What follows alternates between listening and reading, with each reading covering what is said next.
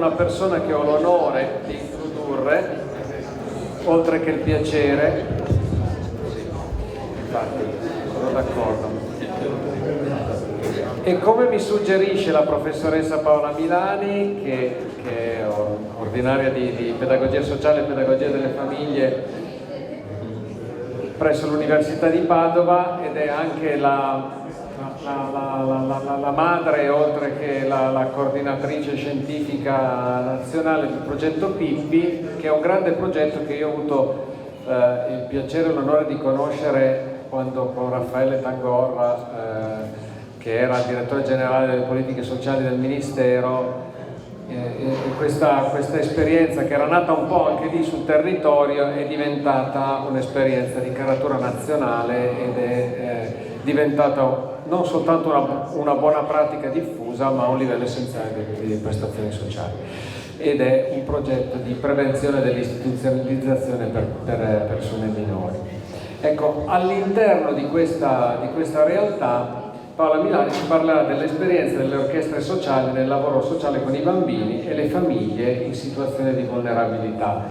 Conoscendo gli impegni di Paola Milani siamo doppiamente e triplamente felici che sia qui con noi, e quindi a lei lascio la parola.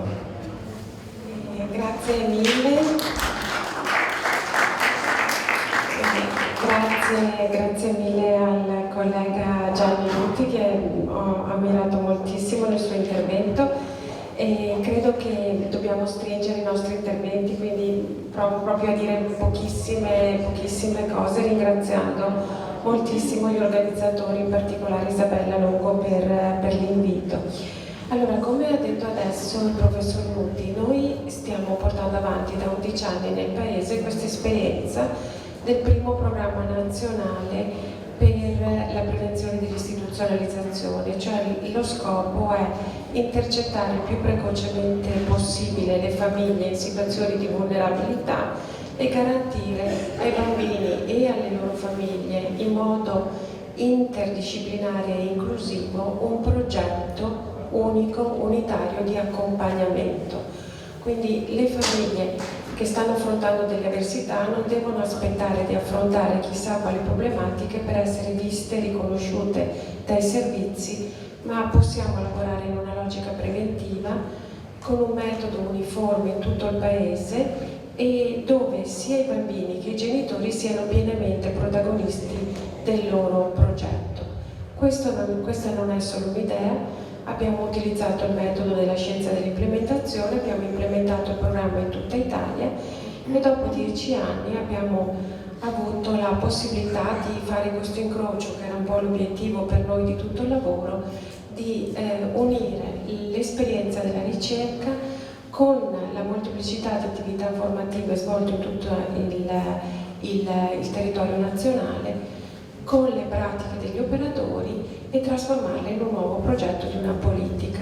Per cui oggi Pippi è uno dei primi 6 LEPS nazionali, è un livello essenziale di prestazione sociale da garantire a tutti i bambini di tutto il Paese, e stiamo lavorando con tutti i servizi sociali di tutto il nostro Paese. Allora, questo è il motivo per cui siamo qua e per cui ringrazio di questo invito, perché nel momento in cui l'Italia ha un livello essenziale di protezione, in cui si dice che ogni bambino e ogni famiglia che attraversano delle situazioni di avversità hanno diritto a un progetto di accompagnamento da parte dei servizi sociali, socioeducativi, sociosanitari, del sistema dei servizi, quindi un progetto formale, e c'è la possibilità di costruire qualcosa di profondamente radicato nel sistema dei servizi e di innovativo. Quello che noi abbiamo fatto nel metodo di lavoro è di mettere al centro non i problemi dei bambini e delle famiglie, ma i bisogni di sviluppo dei bambini. Quello che chiediamo agli operatori è di svegliarsi la mattina e porsi questa domanda: come può quel bambino crescere bene? Questa è la domanda di tutti che ci accomuna. Nella risposta a questa domanda noi cerchiamo di mettere a disposizione di ogni famiglia un metodo di lavoro, come ho detto, di valutazione e progettazione, di intervento, e un insieme di dispositivi, un set di dispositivi, perché tutti gli studi che ci dicono che E molte azioni in poco tempo, secondo un approccio intensivo, consentono di ottenere risultati molto maggiori che poche azioni diluite nel tempo in maniera molto più leggera. Allora, fra i dispositivi che mettiamo a disposizione di ogni bambino e di ogni famiglia ci sono i gruppi per i bambini e per i genitori, quindi ogni bambino e ogni genitore può fare un'esperienza di gruppo. C'è il rapporto tra la scuola e i servizi, questo sembrerà strano, ma in Italia c'è assolutamente bisogno, perché quello che succede con questi bambini è che i servizi fanno un progetto, la scuola fa un altro progetto, se il bambino poi è preso in carico da più servizi, ogni servizio fa il suo progetto e molto spesso la famiglia ha un altro progetto di cui i servizi non sempre sono in grado di rendersi conto. Quindi un progetto per ogni bambino in cui la scuola è al centro, l'insegnante fa parte dell'equipe multidisciplinare e poi l'educativa domiciliare, poi la vicinanza solidale, eccetera. Quindi cosa stiamo facendo rispetto all'anno scorso in cui ci siamo incontrati qui e ringrazio i tanti amici che sto rincontrando oggi. In questo anno avevamo già provato negli anni scorsi, ma grazie ad Andrea Gargiulo abbiamo provato a mettere in più in relazione i più piccole orchestre sociali del paese. Quindi quello che sono venuta semplicemente a dire oggi è che stiamo facendo il possibile perché nel dispositivo dei gruppi dei bambini ci sia la possibilità per i bambini Pippi, che per noi è anche un modo di riconoscere la bellezza di questi bambini, di queste famiglie, le risorse che hanno dentro queste famiglie, che non sono bollate col bollino dei servizi sociali, ma che possono veramente dare molto alle loro comunità, e fare in modo di creare proprio una rete tra le esperienze di Pippi, che appunto sono in tutta Italia, e le esperienze delle orchestre sociali che si stanno diffondendo. Stiamo iniziando questo lavoro, il più maturo in questo momento è quello della Regione Puglia, grazie alla presenza di Andrea Gargiulo. La Regione Puglia ha proprio istituito il fatto che si possano usare fondi per le orchestre sociali e che si possano usare fondi delle orchestre sociali per Pippi, quindi c'è anche tutta una formalizzazione. E l'ultima cosa, se ho ancora proprio 2 minuti, è perché lo facciamo. Credo che i motivi siano già stati detti stamattina e li riprendo solamente velocemente in un brevissimo elenco che è proprio nato dall'ascolto di quello che è stato detto dai colleghi che mi hanno preceduto. In un'orchestra un bambino ha un suo posto. I nostri bambini sono bambini che vivono situazioni di negligenza. Negligenza vuol dire nec eligere, non sono scelti, non sono tenuti dentro un legame, non sono riconosciuti. Dentro l'orchestra trovano uno spazio per essere visti e riconosciuti. E questo è il primo motivo, è l'esperienza della relazione che ci ha spiegato poco fa il nostro collega dei quartieri spagnoli. Il secondo motivo, incontrano un gruppo e l'esperienza che fanno è di essere una parte, non il tutto. E questa è un'altra esperienza che per i bambini di oggi è fondamentale, risponde a un bisogno fondamentale, non sono al centro dell'universo, sono una parte imprescindibile. Il terzo motivo, e lo diceva il maestro Gonzales poco fa, è la possibilità di fare esperienza di essere parte di un gruppo, è il senso di appartenenza. E il maestro Gonzales diceva che l'orchestra è una gran famiglia. Questi bambini delle volte non hanno questa esperienza nella loro famiglia e sentirsi parte di qualcosa è fondamentale. Voi avete tutti un ricordo delle mamme o dei papà con i bambini piccoli che fanno quel gioco stupido che come genitori abbiamo fatto tutti quando diciamo al bambino: ma di chi sei tu? Della mamma. Ogni mamma sa che non è vero che quel bambino è suo, però glielo dice, e per il bambino è importante sentirsi parte di qualcuno e questa è l'esperienza che l'orchestra può garantire.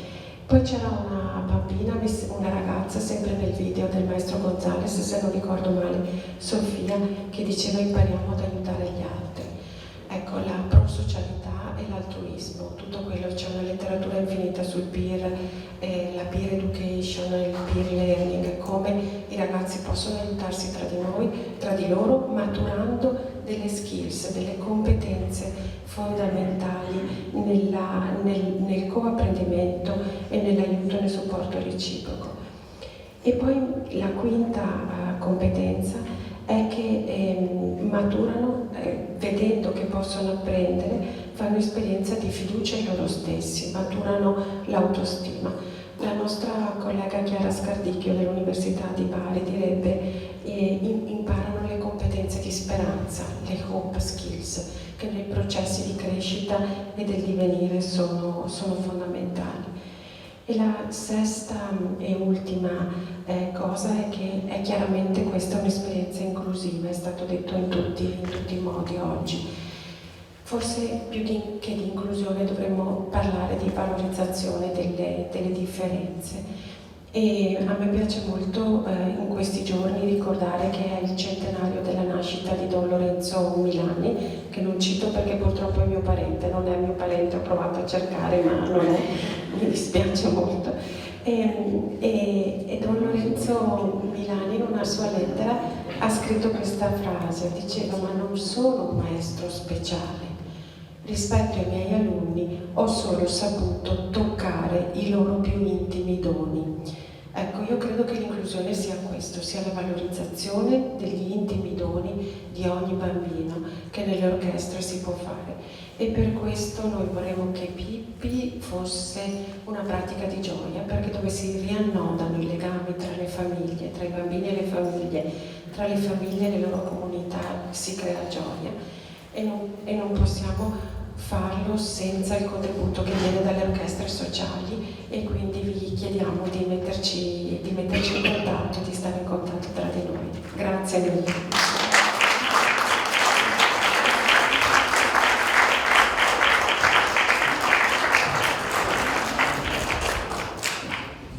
Grazie alla professoressa Paola Milani e alla densità e sintesi con la quale ha detto delle cose fondamentali e fondanti sulle quali poggiare il lavoro di tutti e non soltanto rispecchiarsi, ma considerarle come delle linee di tensione, perché non si raggiungono mai appieno tutti questi elementi qualificanti. Naibet e Johnny non li presento perché sono assolutamente conosciuti da tutti noi, conosciamo quali sono i loro meriti importantissimi a livello mondiale, ma sappiamo anche che questi meriti si fondano su seri studi personali, e questo tengo a precisarlo, seri studi personali che hanno permesso loro di distillare un progetto così semplice che è proprio per questo incantevole e per questo ha stregato tutto il globo. A loro la parola e grazie di essere qui anche quest'anno con noi. Grazie.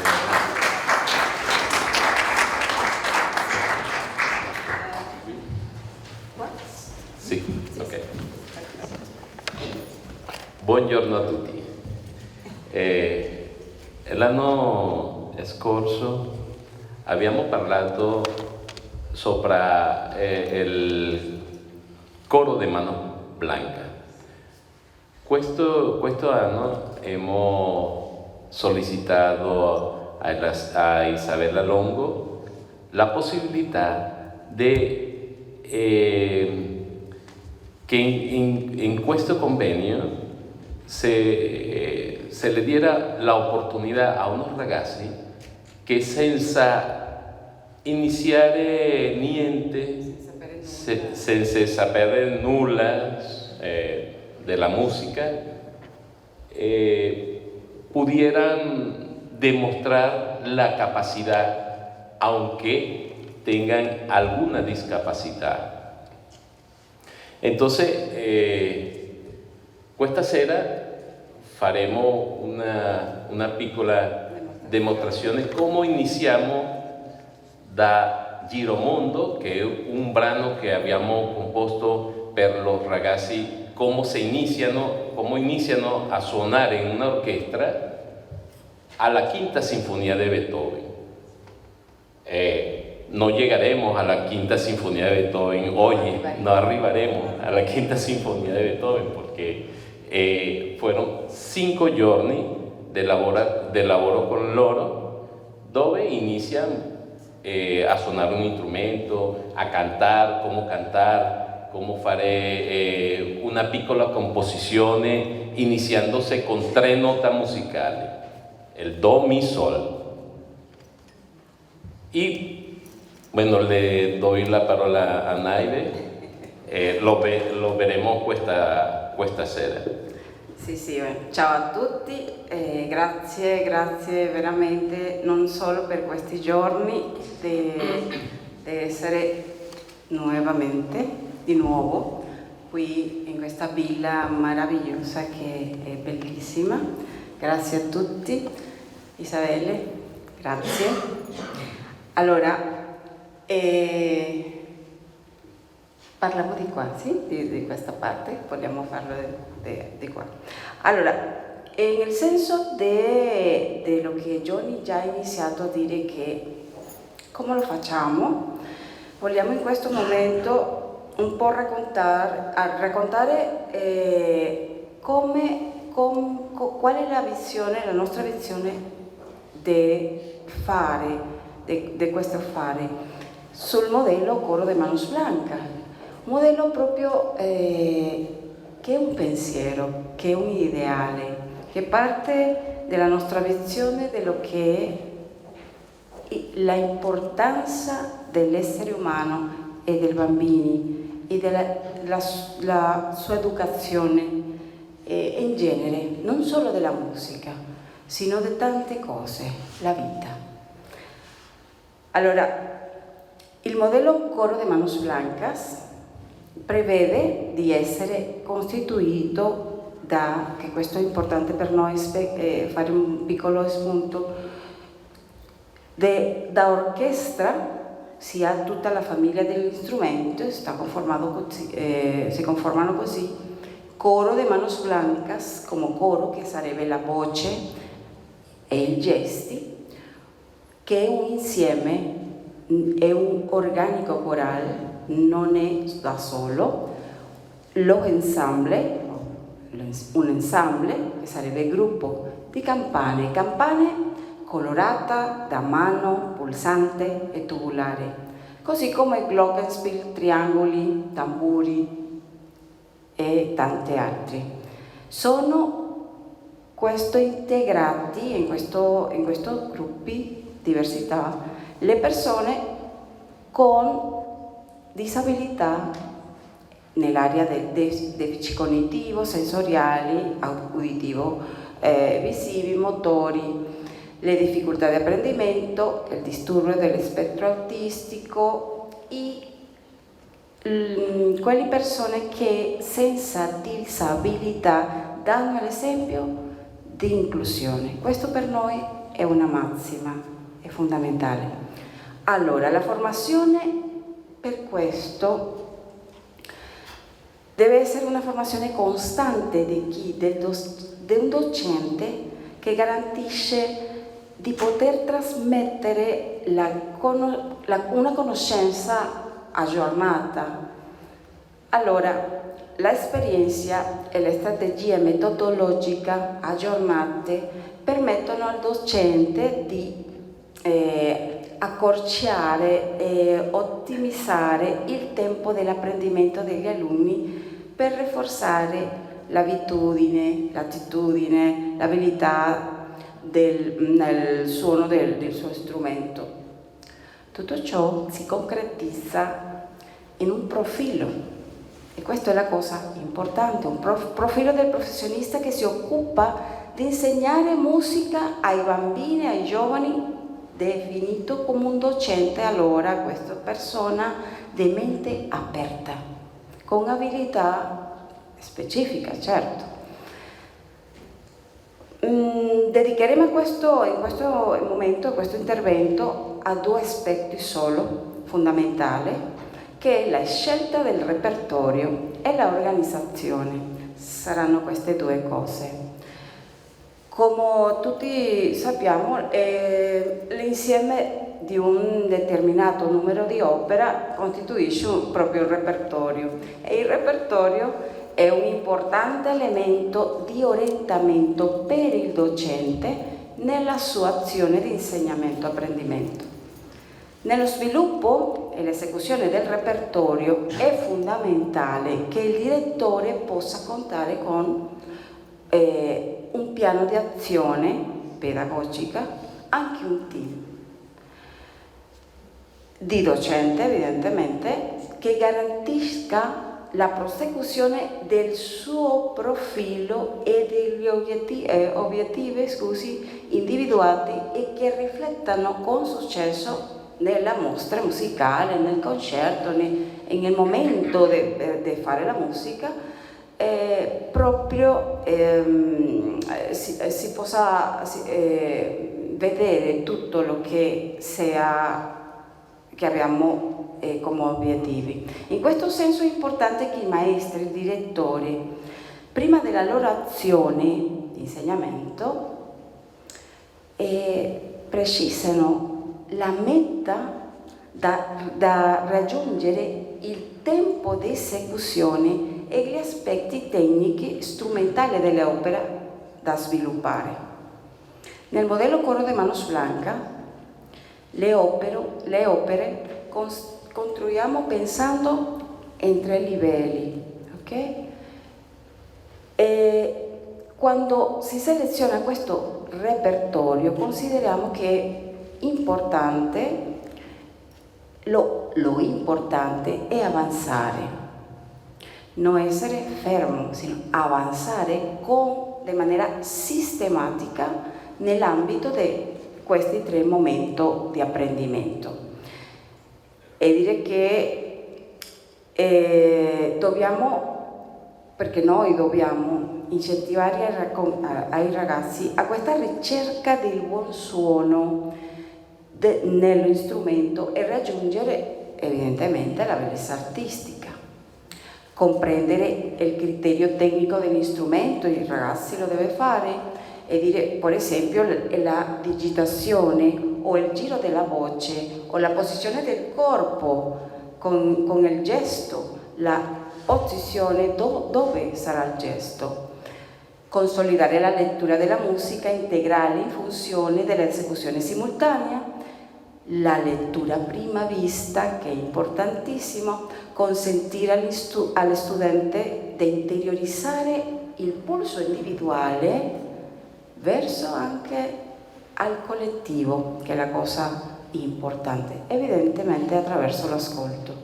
Interpretare dinamiche, equilibrio, tutto lo che è la respirazione, il movimento, la motricità, la psicomotricità, interpretare tutto l'elemento proprio contenuto della musica, riconoscere la naturalezza della selezione, di che la percussione, una cosa importante, come responsabile naturale della base ritmica. E questo è importante. Comprendere e rafforzare il concetto di equilibrio, non solo dell'equilibrio di essere tranquilli, calma, facciamolo, sino anche di un strumento che devo prendere con tanta precisione che si deve fare. Incoraggiare l'apprendimento continuo, la norma di convivenza, la competitività, in il buon senso, e per sviluppare i valori dell'amicizia, la tolleranza, la solidarietà, l'autostima, la eguaglianza. E questa è una cosa bella che tutti in questa settimana tutti hanno fatto abbiamo fatto questa forma di vivere la bellezza dell'eguaglianza. Valorizzare il lavoro musicale del repertorio, questo è il compito di noi, i docenti, come mezzo di trasformazione sociale e culturale anche del paese. perché se iniziamo a valorare c'è un spartito, una musica, un testo e tutto il sforzo di tutti, è un valore grandissimo. Allora, l'obiettivo di questo repertorio, di tutto il repertorio, è orientare e consolidare la formazione del bambino e del ragazzo attraverso di un dinamico ed efficiente modello di insegnamento, sì, sicuro, però supportato da un repertorio musicale al fine di contribuire alla costruzione del processo educativo verso la creazione di un individuo sensibile e completo, capace di influire nel cambiamento della società, a favorire il benessere del suo contesto sociale. Allora, il lavoro fondamentale del maestro, nel caso del modello Coro de Manos Blancas, che è il nostro ideale, è di facilitare l'apprendimento di questo repertorio. È indispensabile poter contare su questa strategia metodologica utile alla pianificazione, allo sviluppo del processo di insegnamento e apprendimento. E dire che le strategie hanno come punto di partenza gli obiettivi che si intendono raggiungere con risorse, con materiali necessari per questo sviluppo. Allora, nel momento in cui pianifichiamo la strategia di apprendimento, teniamo presente la motivazione come criterio fondamentale per creare un clima che faciliti l'interesse, anche la concentrazione dell'alunno nelle prove, nel momento dell'insegnanza apprendimento. Risolvere la complessità, perché è un'opera, un brano, se presenta tanti punti o battute complesse. Dobbiamo imparare a superare la complessità di determinati momenti, incentivare la ricerca della conoscenza attraverso l'autonomia e l'apprendimento collaborativo, rendere consapevole ai ragazzi della importanza di una eccellente interpretazione. Ogni opera musicale contiene elementi che attivano la motivazione nel bambino e questo è molto importante. Nel modello Coro de Manos Blancas la proposta pedagogica è che si deve costruire principalmente in 5 momenti fondamentali per noi: le prove di fila, le prove di sezione, le prove generali, il concerto e una cosa meravigliosa che è la motivazione e l'organizzazione della famiglia di origine.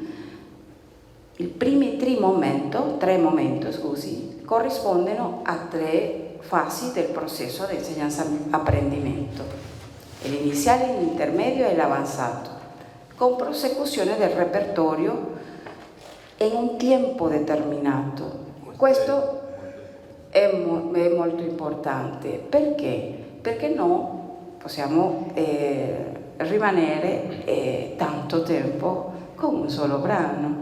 I ragazzi si cansano, no? Per esempio, Giromondo, sappiamo che Giromondo in 6 ore tutta l'orchestra suoneranno questo brano. Esatto. Dall'inizio. E così tutta l'opera deve tenere un tempo determinato per ir increscendo con la tecnica dell'strumento. Esatto, e questo è molto importante nel senso di andare avanti quando avanzamos, ¿ok? Perché hay tanto che aprender. Lo detto in spagnolo, ma va bene. L'altra cosa è che E per tutto questo dobbiamo rendere conto e assumere una grande importanza all'azione contestualizzata nel tempo e nello spazio, con un profilo per cogliere questa totalità organizzata in ogni parte. È come dire che nella nostra azione abbiamo prove di file, parlando di questo, più prove di sezione. Il risultato di questa somma è la prova generale. Il tutto, la prova generale e le sue parti sono la prova di fila e la prova di sezione. E tutto questo è la cosa importante per fare musica e per essere nello spazio sociale di relazione, per fare la musica tutti insieme, anche con questa bellezza o bella parola della concertazione, e tutti. Estamos convintos de que con el espartito, con un buen espartito en secuencia, en prosecuciones, cambiaremos, como se dice, se fa el cambio a la sociedad. Lo sappiamo che dall'espartito el cambiamento a la sociedad. Queremos regraciar anche a Sabina, que es nuestra sorella, y a Juliana, que ha sido pieza importante en tutto questo también.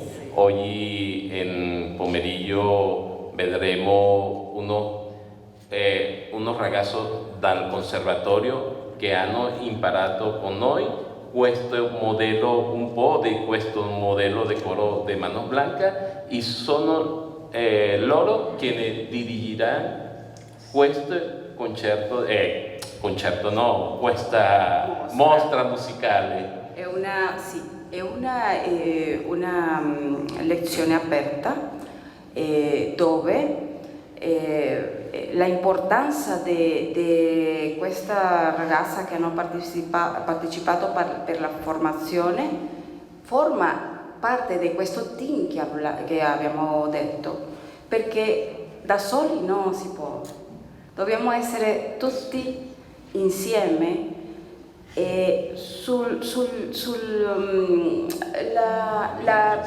mismo pensiero, lo stesso pensiero tutti, da soli non arriviamo a nessun luogo, e questo lo vedremo più tardi, 5:30 credo che lo vedremo. È tutto da dire, penso che è meglio vediamo un po' a più tardi cosa stiamo parlando adesso. Grazie a tutti. Grazie. Grazie a Nicoletta e Johnny avete capito quando parlavo della fondatezza rigorosa secondo un approccio metodologico molto serio, e il combinato fra studio ed esperienza consolidata nel tempo, che non può che essere per noi di grande esempio. Andiamo avanti con Paolo Perezzani, che è compositore, oltre che laureato in filosofia, se non ricordo male, e è stato anche assistente, oltre che allievo di Sciarrino, quindi è un grande della storia della musica del Novecento. Viene quindi da un background estremamente accademico, ma poi è anche stato fondatore di una scuola civica di musica, ha avuto a cuore e ancora oggi a cuore la formazione di base, l'educazione musicale inclusiva, e quindi sul tema che è enunciato dal programma Toccati dalla musica, che richiamerà anche il tocco, immagino, musicale, che è fondamentale, Vi lascio la parola. Grazie. Intervenire a quest'ora ha dei vantaggi e degli svantaggi. Lo svantaggio è che abbiamo tutti fame. Il vantaggio è che posso evitare di dire molte cose perché faccio totalmente mie tutta una serie di cose che sono state già dette. Mi era già capitato qualche volta, in un altro caso, di intervenire a metà di un convegno e dunque di poter evitare di ripetere, ma nel senso di fare tutte mie, tutte le cose che abbiamo detto, l'importanza di fare musica insieme, come occasione di crescita, socializzazione, inclusione, riscatto, esperienza formativa, eccetera. Non le voglio neanche ripetere, nel senso che considerate che io le abbia già dette, quindi il mio intervento è di 2 ore, nel senso che le precedenti ore, 45 minuti, le ho già dette e aggiungo qualcosa. Quella volta, quando mi capitò ancora questa situazione, avevo introdotto un elemento non scardinante, ma che apriva un problema. E cioè, detto tutto questo, potenzialità educative, formative, eccetera, aggiungevo, ma dipende. Un problematico dipende. Tutti noi conosciamo anche esperienze drammatiche addirittura con la musica. In conservatorio forse qualcuno ne ha conosciute, o perché le ha vissuto o perché le ha viste vivere. E cioè, con la musica si possono anche fare disastri e questo era per incorniciare la problematica didattica. Quindi si apre un problema. Dette queste potenzialità della musica, poi molto dipende si possono fare anche dei danni. Bene, non è di questo ciò di cui volevo parlare oggi. Apro un'altra questione. E siccome intorno a questa questione ho scritto un testo non da convegno, eventualmente da pubblicare, un testo ampio, tra l'altro di carattere saggistico se volete, invece qui leggerò, e questo per stare dentro nei tempi, una sintesi proprio, perché mi preme toccare, a proposito, questo tema. Che è questo? Quindi leggo, scusatemi, ma è l'unico modo con cui vi posso garantire che sto dentro nei tempi.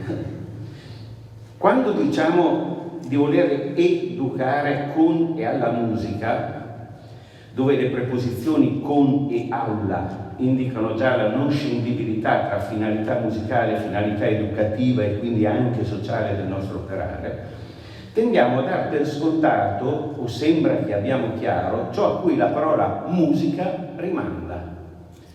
Quindi noi diciamo con la musica si può fare e va benissimo, ma per un momento dobbiamo chiederci, siamo sicuri che stiamo parlando e che stiamo convergendo tutti su una stessa idea di musica? Cioè, che cosa significa la parola musica?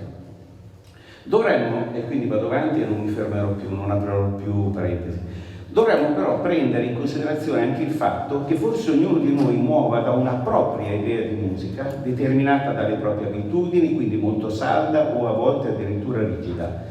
Io credo che una insufficiente e preliminare riflessione su questo tema non permetta di affrontare adeguatamente una serie di problemi molto rilevanti, a cominciare dalla questione della scelta dei repertori, e cioè del rapporto con i generi e le fasi della storia della musica da cui attingerli. Non si tratta semplicemente di condividere dei criteri con cui scegliere i brani da proporre di volta in volta nei diversi contesti. La nostra responsabilità di educatori ha a che fare soprattutto con il fatto che con il nostro agire didattico offriamo sempre e inevitabilmente affermiamo, delimitiamo, forse un po' imponiamo anche una certa immagine della musica a cui e con cui intendiamo educare.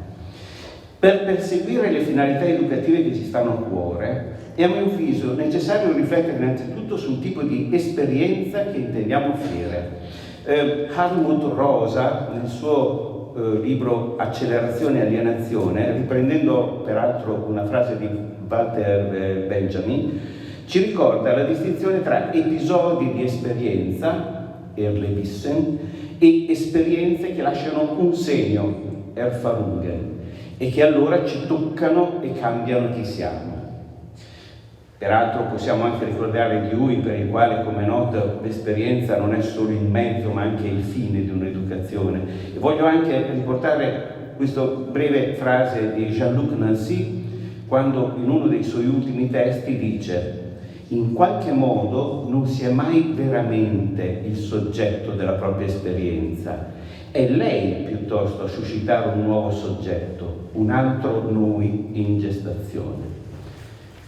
Sull'esperienza potremmo dire mille altre cose, ma già queste mi sono abbastanza forti. Dunque, il nostro primo obiettivo didattico deve dunque essere quello di offrire delle esperienze, degli stupori musicali capaci appunto di lasciare un segno e che per esempio siano in grado di aprire finestre su un panorama e un'immagine della musica più ampi rispetto a quelli per esempio quotidianamente veicolati dai media, legati al vorticoso succedersi di mode e logiche di mercato e tendenti soprattutto a ridurre la musica stessa a pura occasione di intrattenimento. Dobbiamo anche riflettere sul fatto che attualmente la quasi totalità delle musiche frequentate e proposte in ambito didattico affondano le loro radici in un periodo preciso e limitato della cultura occidentale, potremmo dire della modernità, nel suo sviluppo dal XVII al XIX secolo, e che anche quando ci si rivolge a composizioni più vicine al nostro tempo, spesso lo si fa solo se in realtà contengono gli stessi aspetti che caratterizzano quel tipo di musica. Impossibile qui approfondirne la descrizione, ma pensiamo anche solo al suo consistere essenzialmente in una organizzazione di suoni caratterizzati soprattutto da una loro altezza determinata e percepibile, che aggregandosi in elementi sonori tipo melodico o armonico danno vita a degli organismi tematici, spesso in relazione con altri che svolgono funzioni di accompagnamento, eccetera, eccetera. La musica. Tutti aspetti o ingredienti che tendiamo a dare per scontati, ma la musica non è sempre e ovunque stata pensata e fatta a partire da questi elementi o categorie. Già all'inizio del secolo scorso è accaduto che, come in molti altri ambiti, sono intervenute anche nella musica una serie di trasformazioni molto importanti. La musica ha sempre più avuto a che fare con il suono in quanto tale, inteso cioè in tutta la sua complessità di fenomeno acustico e psicoacustico, per la cui descrizione o manipolazione, modellazione, quella attrezzatura categoriale appare sostanzialmente inutilizzabile a vantaggio di altri possibili descrittori, inerenti piuttosto alla complessità del fenomeno sonoro, non riducibile appunto alla nozione stessa di nota. E questo non riguarda solo la musica cosiddetta culta.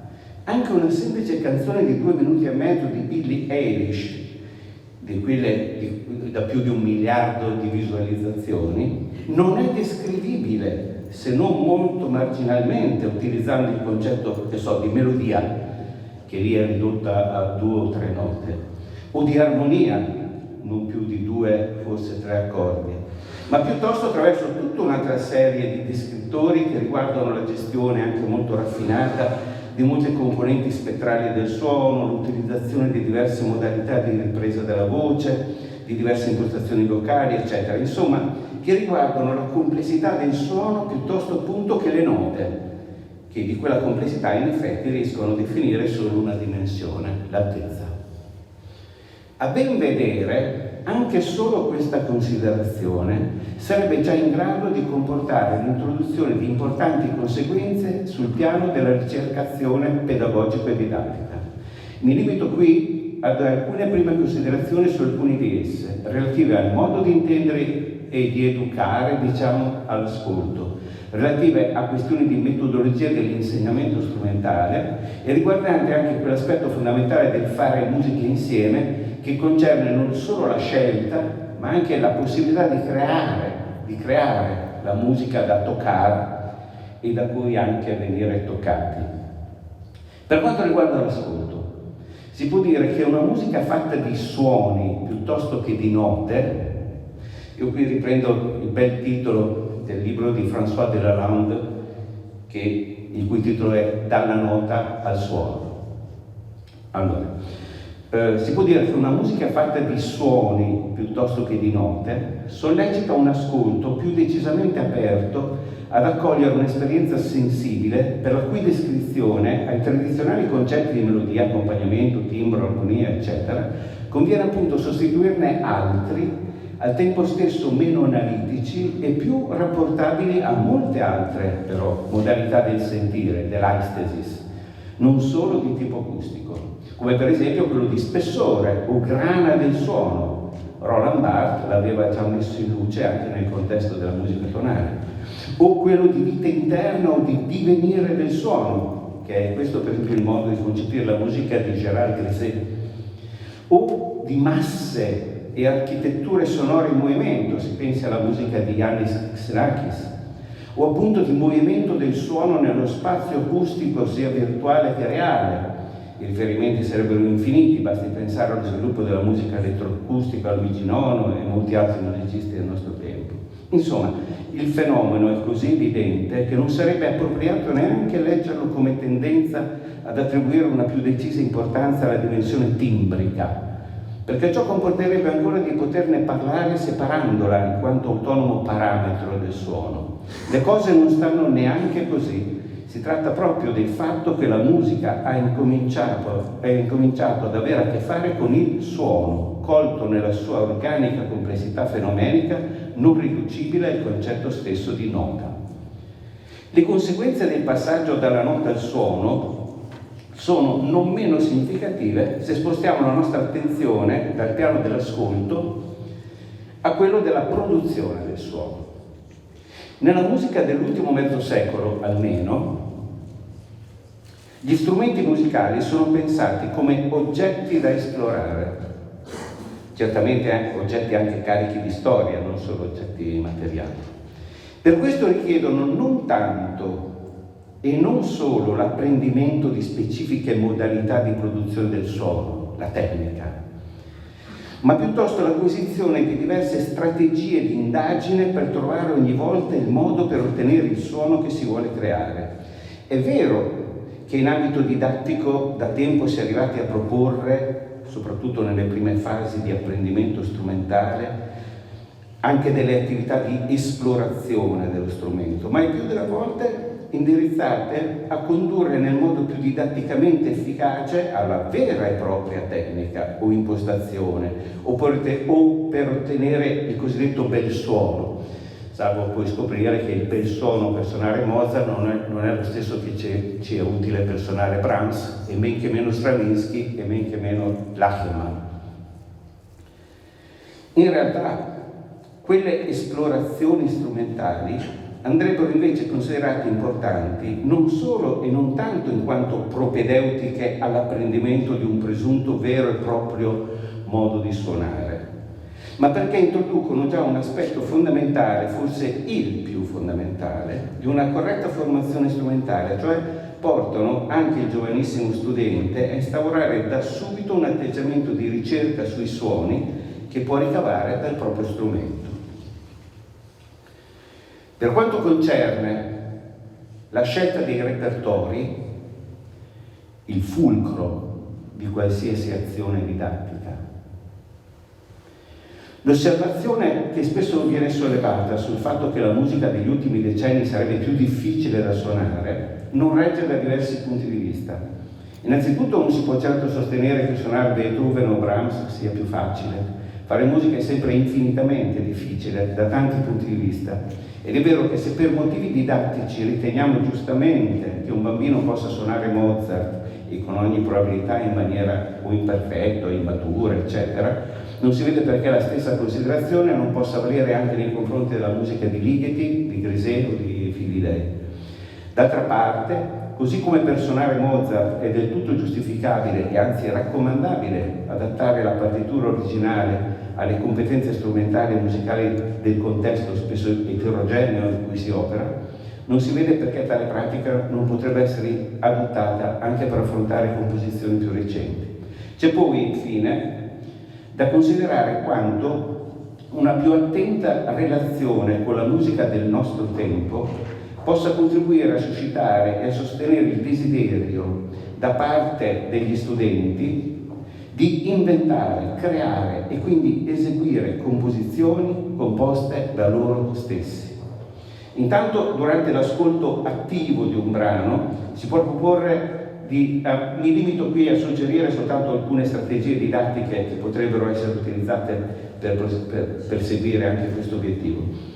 Intanto, durante l'ascolto attivo di un brano, si può proporre di realizzare dei grafici o sismografi d'ascolto. È una metafora questa dei sismografi che avevo utilizzato lavorando a un progetto rivolto a un gruppo di bambini delle scuole dell'infanzia di Reggio Emilia di 4 e 5 anni che avevo curato assieme ad altri. Cioè una sorta di raffigurazione estemporanea dell'esperienza acustica che si sta vivendo. Una sorta...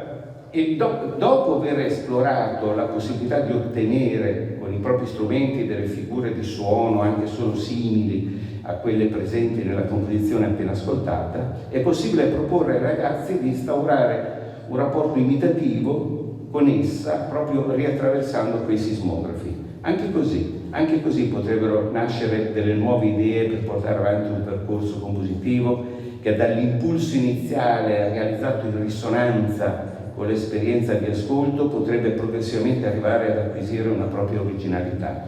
D'altra parte ci si può mettere in relazione di risonanza non solo con la musica, ma anche con i suoni con cui ci rapportiamo abitualmente, penso al paesaggio sonoro di cui parlava Schaeffer.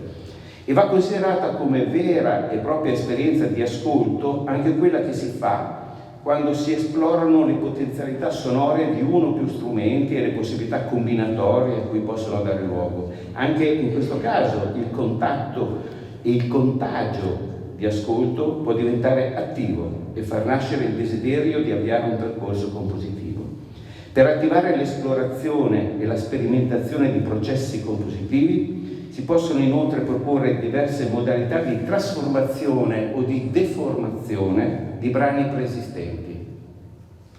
Quando un gruppo di giovani strumentisti è già in grado di eseguire un certo brano, oltre a proporlo in diverse occasioni concertistiche, si potrebbe anche sollecitare il gruppo stesso a indagarne varie possibilità di trasformazione, dalle più semplici, come decidere di suonare tutto forte all'inizio e poi diminuire poco poco fino al silenzio, o viceversa.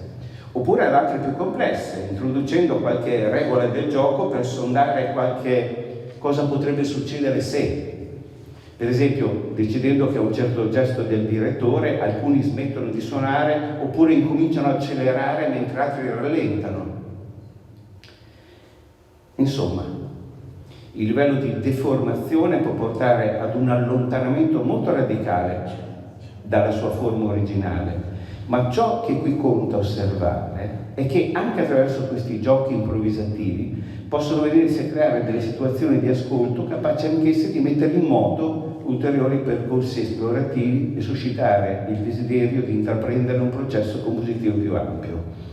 Al di là di tutti gli apporti derivanti dal fatto stesso di suonare insieme, che abbiamo sentito questa mattina, che condividiamo, e di dare il proprio contributo alla realizzazione di un fine condiviso, è insomma fondamentale considerare anche e soprattutto il fatto che l'esperienza stessa del contatto, dell'essere toccati dalla musica e soprattutto con la musica del nostro e del loro tempo, può offrire a ogni ragazzo una preziosa occasione per sperimentare e prendere consapevolezza delle proprie potenzialità creative. In fondo, l'ascolto stesso della musica già ci espone al contatto con una sorta di eccesso di senso, per il quale il tentativo di poterne dire il significato pare sempre insufficiente o fallimentare.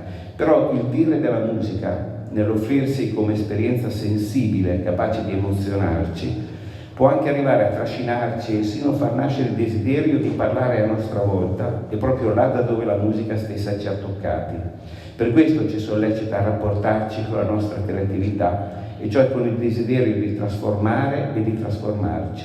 Difficile allora immaginare un apporto più educativo di questo, ed è con questa consapevolezza che chi opera in questi contesti deve percepire ancor più la propria responsabilità di educatore e trovare la motivazione più profonda per non smettere di alimentare le proprie competenze pedagogiche, didattiche, musicali e di conoscenza della musica di ogni epoca, compresa e a maggior ragione quella del proprio tempo. D'altra parte, concludo con questa brevissima citazione da quella che era stata la presidente di Reggio Children, Carla Rinaldi, cioè delle scuole di Reggio Emilia, delle scuole dei nidi dell'infanzia di Reggio Emilia, che dice: d'altra parte è proprio un diritto dello studente e anche del bambino quello di avere un insegnante competente, una persona colta che sta dentro la cultura del nostro tempo e la abita in modo critico e interlocutorio. Grazie.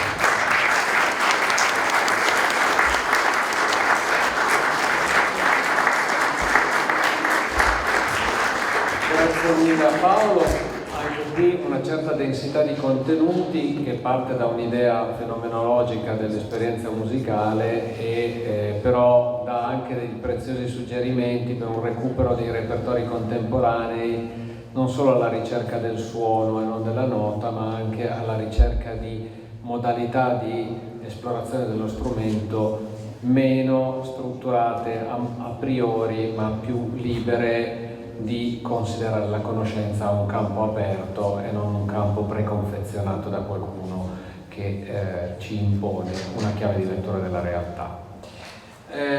Concludiamo questa mattinata lunghissima, per la quale vi ringraziamo per la pazienza che avete avuto nell'ascoltarci. Gabriangela Spacciari, che è insegnante del Conservatorio di Reggio Emilia,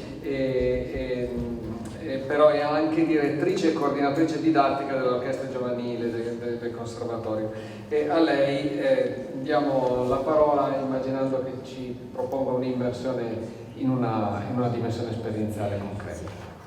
Esattamente, buongiorno, grazie a tutti, grazie anche dell'invito, ringrazio Isabella Longo e anche la Fondazione e gli amici che vedo qui presenti. Bene, però siccome sono ancora più svantaggiata di Paolo, perché sono l'ultima, anch'io leggerò velocemente, così sono tranquilla di dire tutto quello che mi preme dire di questa esperienza che da circa 20 anni stiamo facendo all'Istituto di Reggio Emilia, l'Istituto Musicale Peri. L'Istituto Musicale Peri di Reggio Emilia è divenuto conservatorio da 4 mesi. Da diversi decenni propone svariati progetti per promuovere lo sviluppo dell'educazione musicale a vari livelli, elaborati in rapporto al contesto e alle esigenze del territorio in cui opera. Tali attività si possono inquadrare in quella che più recentemente è stata definita la cosiddetta terza missione delle istituzioni di alta formazione, che si affianca alle 2 usuali missioni della didattica e della ricerca. Strettamente congiunta alle attività della terza missione, anzi il suo essenziale fondamento, è la ricerca e lo studio nel settore della didattica e della ricerca musicale, prevalentemente incentrata sulla formazione del docente e sui metodi di insegnamento e strategie volte a promuovere la formazione musicale di base. All'interno del nostro istituto, già dagli anni 70, sono stati attivati dal maestro Armando Gentilucci, a fianco dei corsi professionali, dei percorsi di studio per la formazione musicale di base rivolti ai bambini e alle bambine delle scuole primarie. Un punto centrale di incontro fra tutti i corsi di diverso livello presenti nell'istituto è certamente il laboratorio orchestrale. Le attuali 4 orchestre giovanili, l'orchestra Allegro Crescendo, l'orchestra Papageno, l'orchestra Cherubino e l'orchestra Florestano, sono distinte per fasce d'età e coinvolgono bambini e ragazzi dagli 8 ai 19 anni. Le orchestre rappresentano un collante trasversale di condivisione di obiettivi e progetti tra il settore della formazione musicale di base e i corsi propedeutici AFAM. Per la realizzazione del progetto orchestre è prevista la figura di un docente che coordina l'intero progetto individuando gli obiettivi, i repertori e i percorsi didattici di ogni orchestra e docenti di strumento che gestiscono le prove di sezione. Il progetto delle orchestre giovanili nasce nel 2005 all'interno dei corsi di formazione musicale di base riservati ai bambini. Nasce in un contesto dove la musica d'insieme e non lo studio dello strumento viene messa al centro della formazione musicale, dove ogni bambino viene valorizzato senza nessun tipo di selezione e la lezione collettiva di strumento viene privilegiata come scelta metodologica. Un contesto dove è prevista una costante formazione e aggiornamento dei docenti sulla didattica musicale e strumentale e dove si ha la possibilità di sperimentare dei progetti didattici. Il 2005 infatti fu l'anno che sperimentammo un progetto didattico che prevedeva l'allestimento del Don Giovanni di Mozart trascritto in forma ridotta, in cui vennero coinvolti come musicisti e coristi un gruppo di bambini dei corsi di base e un gruppo di allievi grandi della classe di canto. L'allestimento fu progettato e condiviso con docenti della formazione di base e docenti dei corsi superiori. Fu proprio quell'esperienza, durata un intero anno scolastico, così coinvolgente, che ci spinse a proseguire la nostra sperimentazione nella direzione della musica d'insieme. I risultati che ottenemmo ci fecero capire come i bambini sanno impegnarsi seriamente, se coinvolti con lo strumento, in capolavori musicali complessi e quanto l'incontro tra allievi di diverse fasce d'età e competenze possa portare a risultati importanti di crescita e maturazione musicale per tutti. Ma questa esperienza fu importante, a mio avviso, anche per un altro motivo, perché segnò l'inizio di un percorso nuovo basato sulla collaborazione e la reciproca fiducia tra i docenti dei diversi settori di insegnamento della formazione di base e professionale. L'incontro avvenuto successivamente nel 2007 nel nostro istituto con il maestro Abreu e il sistema venezuelano ha consolidato ancora di più la convinzione dell'importanza del progetto, che in pochi anni si è esteso su tutti i corsi della formazione musicale di base e i corsi propedeutici AFAM. Attualmente il laboratorio orchestrale è diventato materia curricolare obbligatoria che accompagna lo studente per tutto il percorso di studi a partire dagli 8 anni di età. Nel contesto orchestrale valorizziamo l'apprendimento collettivo che facilita la trasmissione di competenze fra i ragazzi. Per parafrasare Jeremy Brunner, l'orchestra è pensabile proprio come una comunità che apprende, dove i saperi e le competenze possono trovare il modo di passare tra le diverse persone che vi partecipano e dove il direttore dovrebbe forse non fare molto di più che agevolare il fatto che un tale passaggio avvenga. L'apprendimento, scrive Brunner, quando si tratta di esseri umani, è un processo interattivo in cui le persone imparano l'una dall'altra. È nella natura delle culture umane formare comunità in cui l'apprendimento è frutto di uno scambio reciproco. In questo luogo di incontro e di ascolto reciproco tra le diverse identità, noi vogliamo che gli allievi acquisiscano fiducia in se stessi e che lavorino bene gli uni con gli altri. Ma nell'orchestra vogliamo anche che i nostri ragazzi con la musica abbiano l'opportunità di fare da subito un'esperienza interpretativa ed espressiva. Non è sufficiente mettere insieme un gruppo di ragazzi e farli suonare insieme. Capita spesso, girando su internet, di sentire orchestre giovanili amatoriali che eseguono la musica in modo meccanico e distaccato e con scarsi risultati qualitativi. Mi chiedo quanto possa essere significativo per i ragazzi questo tipo di approccio. Fare musica insieme può diventare invece un'esperienza significativa e coinvolgente se si abituano gli allievi ad interpretare da subito, ad essere costruttori di senso, a dare un carattere espressivo all'esecuzione.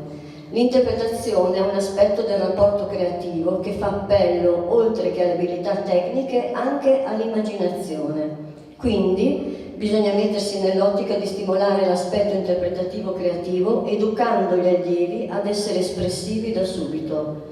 La conseguenza è che questo tipo di approccio di coinvolgimento espressivo diventa efficace anche ai fini di far crescere tecnicamente gli allievi e di migliorare la qualità del suono complessivo dell'orchestra. Di fondamentale importanza è dunque la scelta dei repertori, che deve essere orientata non solo dal livello delle competenze tecniche strumentali degli allievi o dall'organico orchestrale, ma soprattutto dal criterio della qualità. Se l'obiettivo è quello di far fare da subito un'esperienza espressiva e interpretativa, è fondamentale che la scelta sia orientata verso opere qualitativamente interessanti sul piano musicale, in grado di far vivere un'esperienza estetica forte e coinvolgente, come lo fu nel 2005 con il Don Giovanni. Musica forte la chiama Quirino Principe, cito: «Forte è la musica dotata della massima energia, suscita traumi, estasi, sensazioni forti, come il terribile accordo dissonante che apre il finale della nona di Beethoven, come il lamento di Arianna di Monteverdi.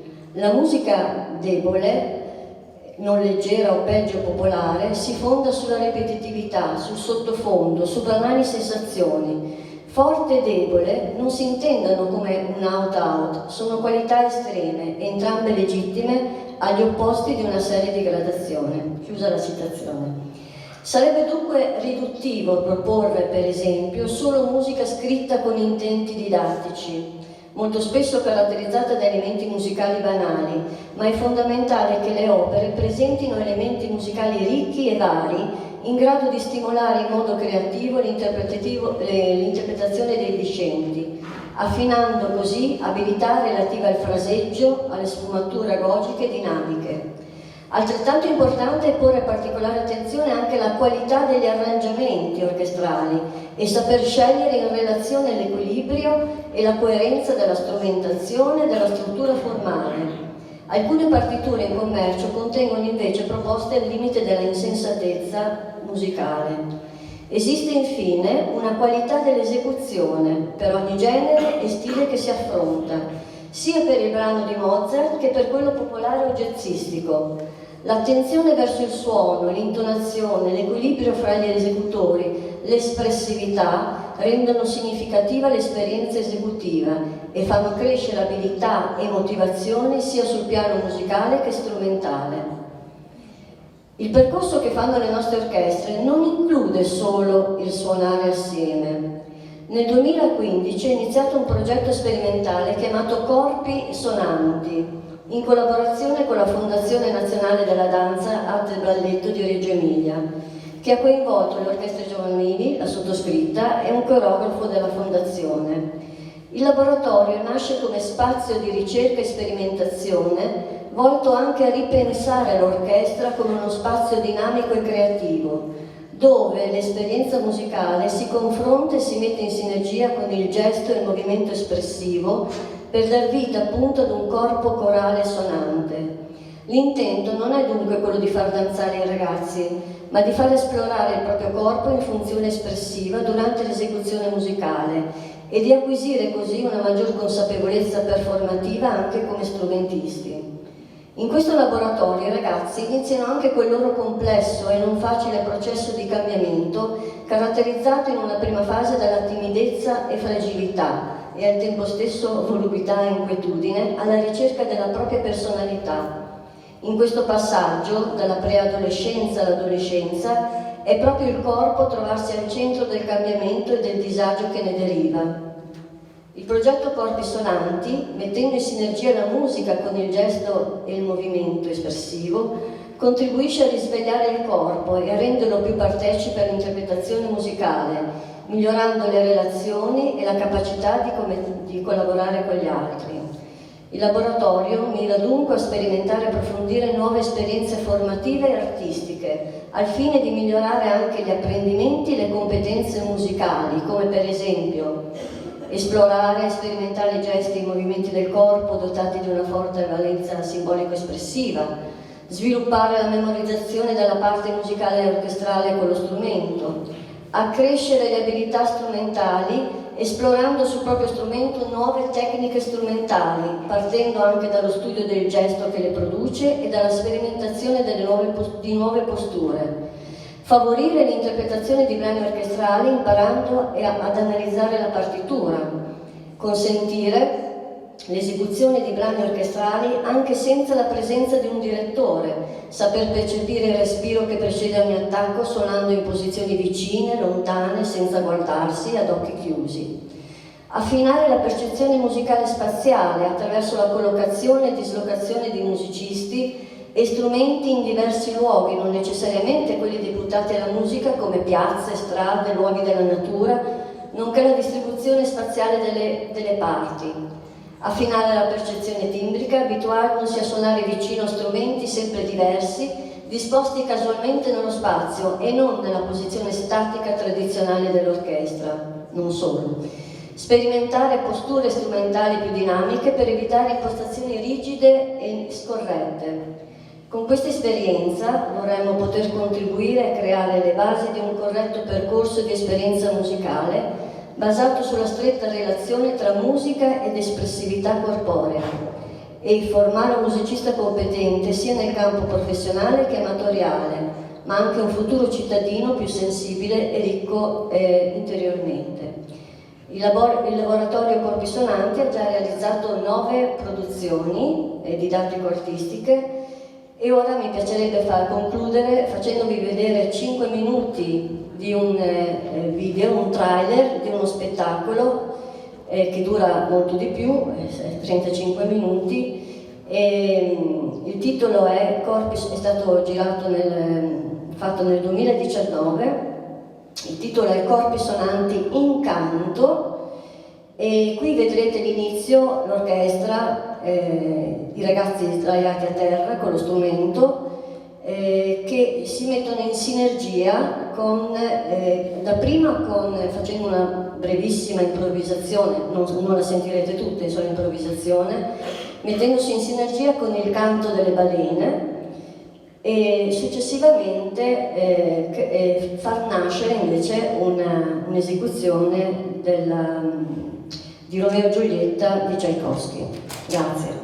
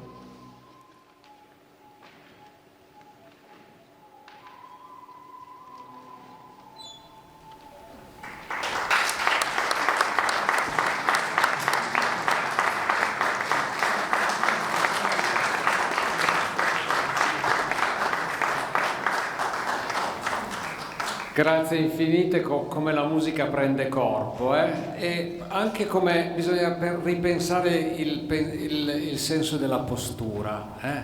La postura è una forma di adattamento con lo strumento che ci fa scoprire la propria corporeità, non ci fa irrigidire. E poi dovremmo anche pensare che come mai hanno inventato il Kama Sutra? Perché forse i modi per fare l'amore sono moltissimi, sono infiniti, no? E quindi anche il nostro corpo rispetto alla bellezza può trovare 1000 posizioni differenti e nello stesso tempo esprimersi appieno, proprio perché si scopre vivendo.